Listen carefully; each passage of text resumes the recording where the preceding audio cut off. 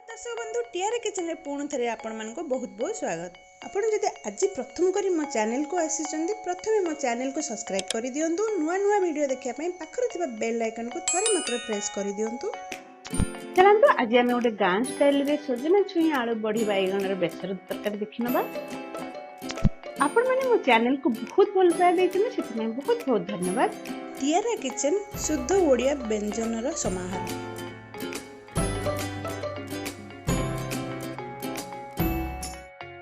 एही बेसर तरकारी जति बनैबा सहज खाइबा सेतिकी टेस्टी। चलंतु प्रथम स्टेप देखिनबा।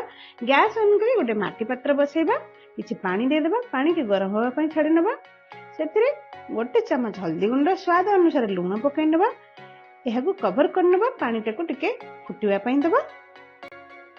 पानी देखंतु हमर गरम हे आसलानी। सेतिरे हमें प्रथमे माटी आलू पकाई नबा। माटी आलू को सिझिबा टिके अधिक समय लगे। प्रथमे हमें माटी आलू पकाई नबा। एबे कवर करी माटी आलू को सिझिया पई छाडी नबा। एबे कवर काढी नबा। देखि नबा आलू का हमर सिझि कि नै। देखंतु आलू का 50% हमर सिझि गलानी। सेतरे हमें एबे आलू पकाई नबा। आलू रो चोपा छोड़े नेबे। एबे कवर करी 2 ରୁ 3 मिनिट छाडी नबा। आलू को 10 ରୁ 20 भाग सिझिया पई देबा। एबे कवर काढी नबा। देखंतु एठी सोरिष बटा दे देबा। सोरिष बटा आपण केमती करिवे तार लिंक मु डिस्क्रिप्शन बॉक्स रे दे देबे। आपण चेक कर नेबे केमती पिता रहिबोनी सोरिष बाटला बेले। एबे हम के गोळै नबा। एबे कवर कर छाडी नबा आ 4 ରୁ 5 मिनिट। देखंतु 4 ରୁ 5 मिनिट हे छै। एबे कवर काढी नबा। देखंतु सोरिष मसला हम टिके फुटिबा स्टार्ट हे गेलानी। इथे देखते हमें कदली पकाई नबा। कदली रे मध्ये चोपा करी एही परि साइज रे मु काटी नै छी। देखंतु एबे सजना छुई आ बैगण पकाई नबा।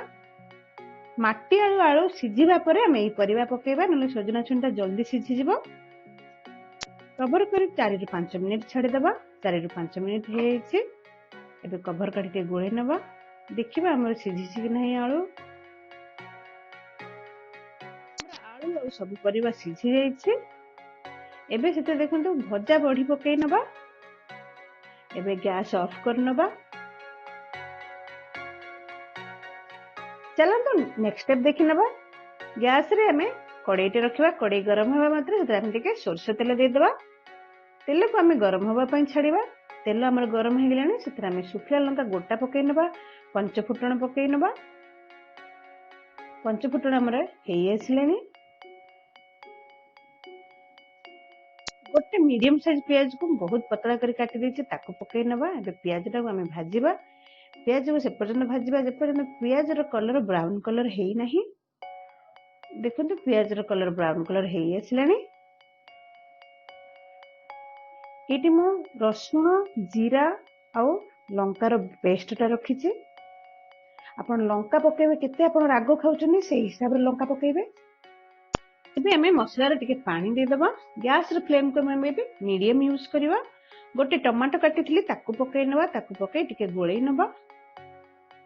आ अल्प टिके हमें लूण पकाई नबा। कने लूणटा टमाटर पकेले जल्दी मसलाटा हे जिवो। अल्प टिके पकेबा कने हम सेथरे भी लूण पकाइचंती।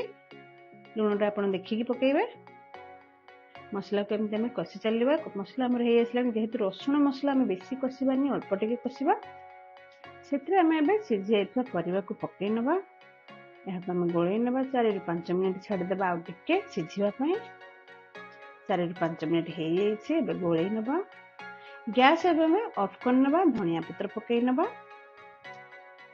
धनिया पत्रटा ऑप्शनल, जदि नाही एटा स्किप करि परिबे। आशा करूछि आज हमर ए रेसिपीटा आपन मानको खूब पसंद आस्तिबो। ए रेसिपी रो लिंक को बहुत बहुत शेयर करंतु, लाइक मध्ये करंतु, कमेंट बॉक्स रे मतामत देबा पई केबे भी भूलिबेनी। Thanks for watching. Do like and share for more videos.